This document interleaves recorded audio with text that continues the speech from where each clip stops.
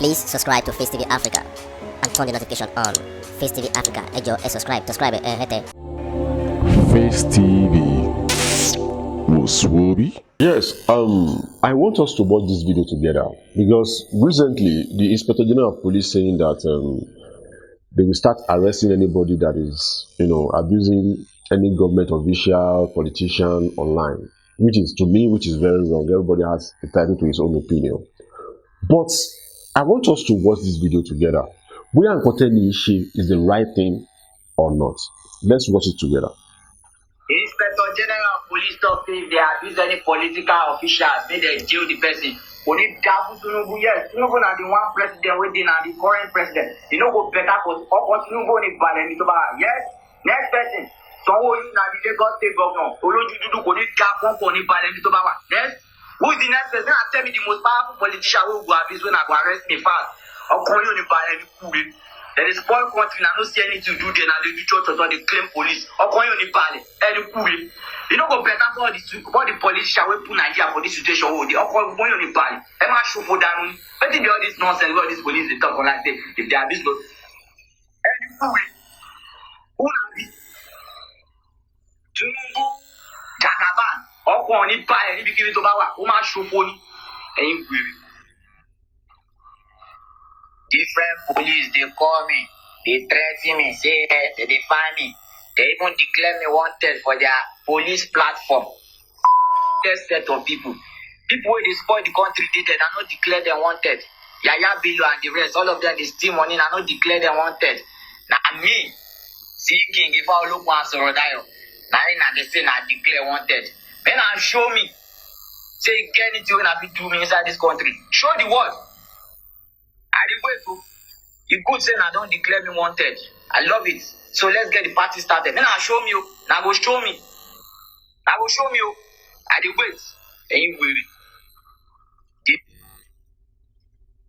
Now, let me just say something on this video. You see, what this guy is saying is totally wrong. It's totally wrong. See, I'm not saying that you cannot criticize your government, but criticize your government in a normal way. Abusive word, Danny. I just don't understand the reason why. Think you only pass information like she go buoyant. Yeah, Tinubu ilule kini iluga o apet wa ele sọ fún wa wípé tá bá ti sọ̀rọ̀ ẹ máa arrest wa. But ewu wa ní èpè fún àwọn governments. So a lot of people now they are saying that because he abused Tinubu, that's why they arrested him. No, it's not because of that. It's not because of this video Timo play here. No, you can't arrest him. Because if I arrested this guy now, and I'm going to show you the video because he arrested. But the reason why Timo fee arrest here is because he's saying that they should be attacking policemen. Báwo ló ṣe máa sọ wípé kó máa harass àwọn policemen? Because to me it's like over cause chaos nìyẹn. Or instigate, yes, they can do and undo. They should do anything for police. It's not possible. They won't anywhere wrong. Ìyẹn ti kọjá power. Even the video tó kọ́kọ́ ṣe tó fi bú Tinubu, tó fi bú Sanwo, tó fi bú Inspector General of Police, wọ́n arrest ẹ̀ lé lórí. But nǹkan tó sọ yẹn go wrong. You can't address your leader like that. Go to the straight point. The main issue tí ó ń ṣẹlẹ̀ ní country ẹ kó address it. It's not by abusing them. Eléyìí sọ̀rọ̀ with emotion ni. Yes, accepted.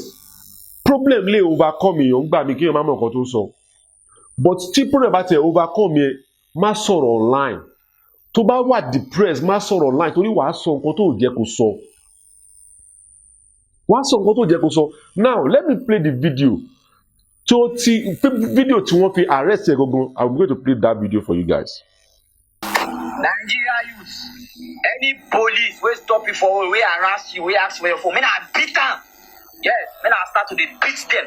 If you like make it be 20 years old, if you like make the police be 85, me I beat them. Make you know if you stand up. If I no get, me I stone them. Me I beat them. You know go better for them. Aura for aura, strength for strength. Enough is enough. If not like they look like mumu, they don't point any police inside this court. If they point you where, Inspector of General Police, I do it. Man, I put my picture for all. Man, I send that to all our police. So anywhere where they see me, call them up. May they pass their boundaries. I go fuck now up. No go better for now. Nigeria youth. Anywhere you see police where harass me, I beat them. It's time for war. Yes. Who could do the same thing way that they do? Most here who go end up, who go lost. When I look anywhere when I see me, when I try them. Any police, they pass in bad, when I flog them, when I deal with them, no go better for them. Fuck the police. Who be police? No go better for police. Or going on the bar, ever shoot down. So to me, I see this video as you are threatening the Nigerian police because you called for war. No, wọ́n máa wá gbé ẹ náà. Wọ́n máa wá gbé ẹ kò sọ́gbọ́n. Ẹ jẹ́ kí n show ibi tí wọ́n ti gbé yẹn náà. I've been doing DJ. When did you start doing DJ? I started DJ in 2010. Do you have your own musical instrument?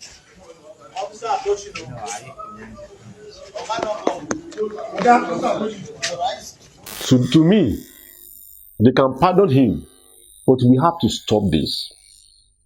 We have to stop demarketing Nigerian online.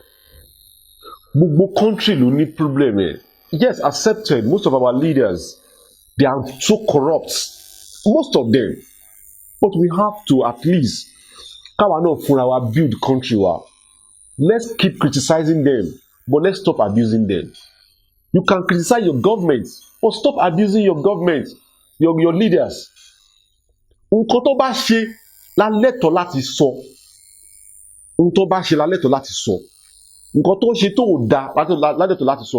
Kò sí pé ká máa attack wọn, ká máa call for war. Because nǹkan tó ń ṣe yìí sìn, ó call for war ni, ó ń challenge the Nigerian police ni. So they can do and undo for him. Now they've arrested him now. Some people would think that, Cherry Nigerians, American Tony, tí government bá fẹ́ arrest ẹ anywhere you are, wọ́n máa arrest ẹ. No matter kò síbi tó wà, wọ́n máa mú ẹ. Kò síbi tó lè hide sí, wọ́n máa mú ẹ. Àfi tí Nigerian police ò bá fẹ́ ṣiṣẹ́ wọn nìkan ló kù. They have all what it takes to arrest anybody in this country. So who are you to believe, okay, you can just sit down in your house and be saying jargons online and you think that they will not come for you? They will definitely come for you because you are the one challenging them, calling for war. So now they've arrested you now. Abusing president publicly, saying that we need that food, we need shaking. No, that is wrong.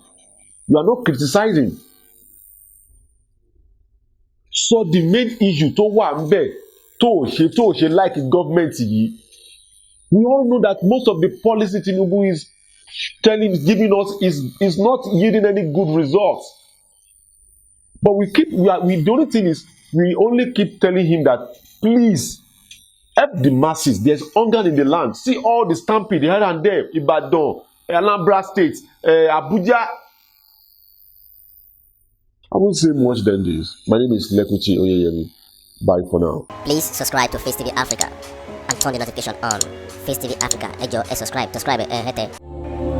Face TV was Swoby.